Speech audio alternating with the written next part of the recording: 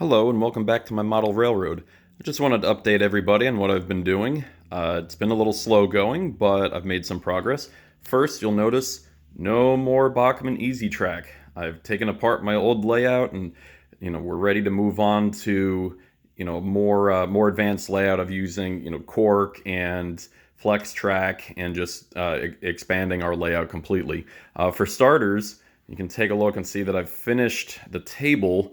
It's approximately 6 feet wide at its widest part here, this front table, and then about 20 feet long or so. And I've left a couple of features help me get in and really get active with the trains. First is this scuttle hole here. I have about a 2-foot working reach. Each one of these tables here is 4 feet wide. So my hope is that, between this hole and then coming up alongside, I should be able to, reach anywhere that I need to within the track and within the layout while I'm building it. And then also this table here, I cut an additional scuttle hole. My goal is to have 3 parallel running trains, 3 nested loops. This is about a foot from the wall on the foam there, so that'll give me just enough room to run 3 trains parallel. You'll also see that I've went out and I've purchased some foam to lay on top of the plywood, so I'm not running the train directly on the plywood. Let me go over here and show you the product. This is R5 insulation. This is just from your local hardware store. It comes in 4x8 foot sheet planks. It's extruded polystyrene, so styrofoam cups. It's just not beaded.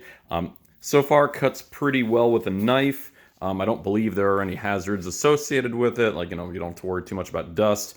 I've noticed here when I was cutting my scuttle hole trapdoor, it cuts really, really well, along the grain with an X-Acto knife, not so well against the grain. This piece, I didn't bother to sand too much. Some of the other pieces, like here on the end, I sanded a little bit more, and it's a little rough, but it'll be okay for right now.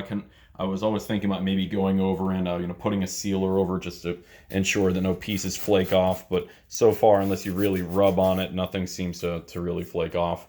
One note when working with these planks, they come pre-scored, so that way, I guess, when you're building a house or whatever, you can snap the pieces off. So be very careful. As you can see here, they they penetrate almost all the way through the foam, making the foam pretty fragile in that direction.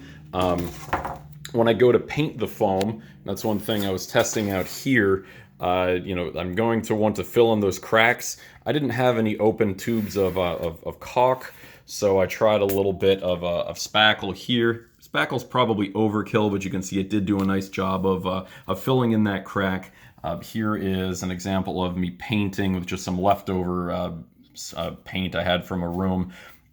You can see it doesn't do a very good job filling in the crack, and also the purplish color of the foam is bleeding through the paint a little bit, meaning I'll probably either need to put on multiple coats or use a base primer or something like a Kills to help basically just hide the pink purplish color, and then be able to paint whatever I want, brown or green, on top of it.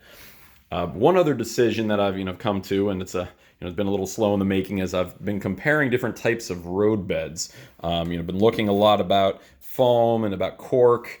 These are all. Here's a recent piece of Midwest Products cork that I've purchased. It's one somebody found in their basement and was nice enough to give me. And my father-in-law was. As I think I mentioned in another video, gave me a lot of his old train sets. I'm still going through them, but he had an awful lot of cork in there as well. And to compare them, I also went out and bought some of this Woodland Scenics foam roll. The foam roll is pretty easy to use, at least from as far as just laying it down. I haven't tried gluing it or cutting it, but just handling it. It doesn't flake off like, say, the cork does. If you really kind of abrade the cork, you will get some dust out of it. What I was really looking for is sound deadening quality, and the foam here, first thing, sound deadening. If you look at some of the other cork products, same thing, excellent sound deadening. Well, I ran a test where I laid out about 3 feet of track and just ran the same car over both over the same piece of track over either the foam or the cork, and myself and a few others that were involved in the tests all decided that the cork actually deadened out the sound better than the foam.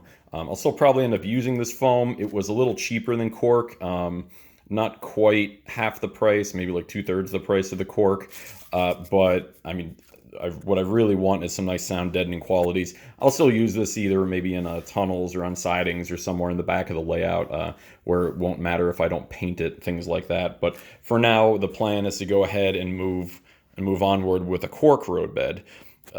Along the same lines with a lot of the, I guess, track that I received from my, very so nicely from my father-in-law. You'll see I have all of these nice turnouts here and, other pieces of track.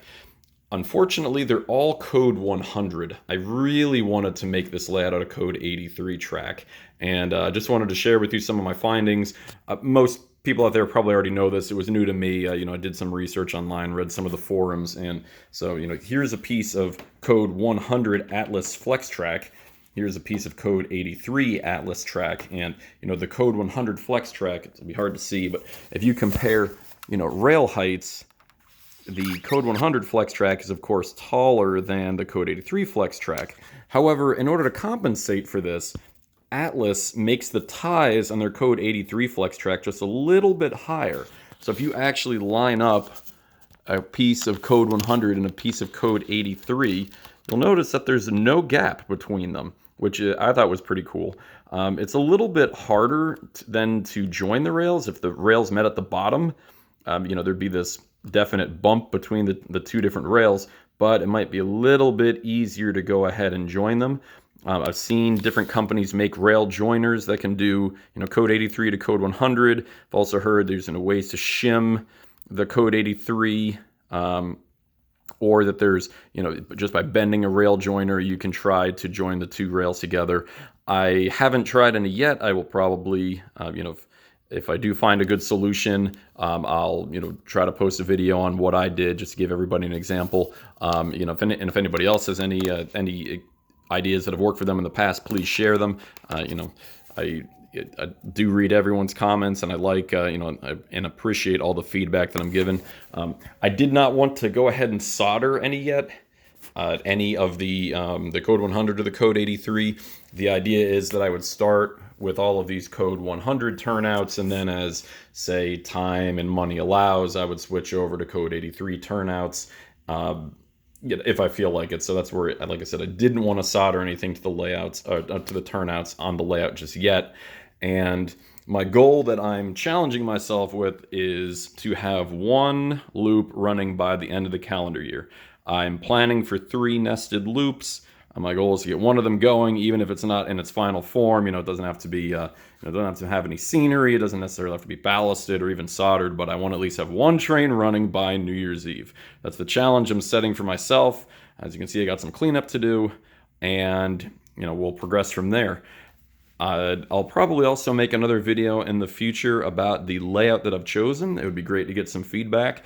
I've gone through plenty of iterations, and I would really enjoy, like I said, reading any tips or pointers that anybody out there has on, some of the decisions I've made. Please help me stop from making a mistake before I get too far into the layout. And with that, I'd like to say thanks for stopping by, and hope to see you again in a future video.